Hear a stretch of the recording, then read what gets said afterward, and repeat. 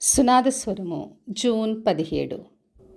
పేరు పెట్టి నిన్ను పిలిచిన ఇశ్రాయేలు దేవుడైన యెహోవాను నేనే అని నీవు తెలుసుకున్నట్లు అంధకార స్థలములో ఉంచబడిన నిధులను రహస్య స్థలములోని మరుగైన ధనమును నీకిచ్చెదను. యెషయా గ్రంథము 45వ అధ్యాయము 3వ వచనం. మరి కొరేషుతో చెప్పిన మాటలివి. మరి నేను నీకంటే ముందుగా వెళ్ళుచు మెట్టగా ఉన్నాయి అన్ని సరాలపరుస్తాను. అంధకార స్థలంలో ఉంచబడిన నిధులను రహస్యస్థలంలోని మరుగైన ధనము నేను ఇస్తానని వాగ్దానం చేశాడు. మరి దేవుడికి అన్నీ తెలుసు, ఎక్కడ ఏవి మరుగై ఉన్నాయి, ఏ ధనం ఎక్కడ ఉంచబడింది, సమస్తం ఆయనకు తెలుసు కనుక ఆయన అన్నీ కూడా తన ప్రజలకు అనుగ్రహిస్తాడు.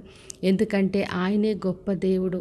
మనల్ని పిలిచిన దేవుడు ఎంత గొప్ప దేవుడో తెలుసుకొనిలాగున ఆయన మనకు కావలసిన నిధులను రహస్య స్థలములోని దాచబడినవన్నీ అనుగ్రహిస్తాడు. మరి ఆదికాండం 49వ అధ్యాయం 25వ వచనం రాయబడి ఉంది. మరి క్రింద దాగున్న అగాధ జలముల దీవెనల గురించి. మరి ప్రభు దీవించినప్పుడు ఆయన అన్ని దీవెనలతో నింపుతాడు. పైనుండి దీవిస్తాడు, క్రింద ఉన్న అగాధ జలపు దీవెనలతో నింపుతాడు. మరి ఎవరిని దేవుడు ఆశీర్వదించినా, ఏ పని అప్పగించినా అన్ని విధాలుగా నిధులను అన్ని సమకూర్చి నడిపిస్తాడు. ఎందుకంటే మనం ఈ లోకంలో ఏ పని చేయాలన్నా, అది మందిర పనైనా, కుటుంబ విషయాలైనా, చదువులైనా, ఉద్యోగం, వ్యాపారం, మనం ఏ పని చేయాలన్నా కూడా మనకు నిధులు కావాలి. కావలసినవి అన్నీ కూడా దేవుడు మనకు అనుగ్రహించి నడిపిస్తాడు. మరి కొలస్సీయులకు రాసిన పత్రిక 2వ అధ్యాయం 3వ వచనం రాయబడి ఉంది. బుద్ధి జ్ఞానముల సర్వసంపదలు ఆయనలో గుప్తములై ఉన్నాయని. మరి దేవుళ్ళో నిధులే కాకుండా బుద్ధి జ్ఞాన సర్వ సంపదలు ఆయనలో ఉన్నాయి.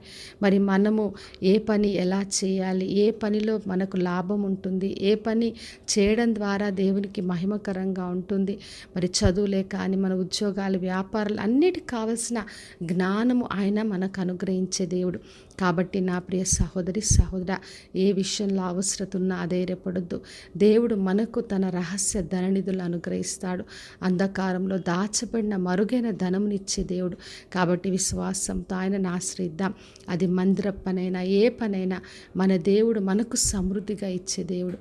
కాబట్టి విశ్వాసంతో ఆయనను ఆశ్రయించి ఆయన ద్వారా గొప్ప మేలును, ఆ నిధులను పొందుకుందాం. ప్రార్థన చేసుకుందాం. పరలోకమందున మా తండ్రి, మా దేవ, ఈరోజు ఇచ్చిన వాగ్దానం కొరకే వందనాలు. ప్రతి ఒక్కరిని దీవించి ఆశీర్వదించండి.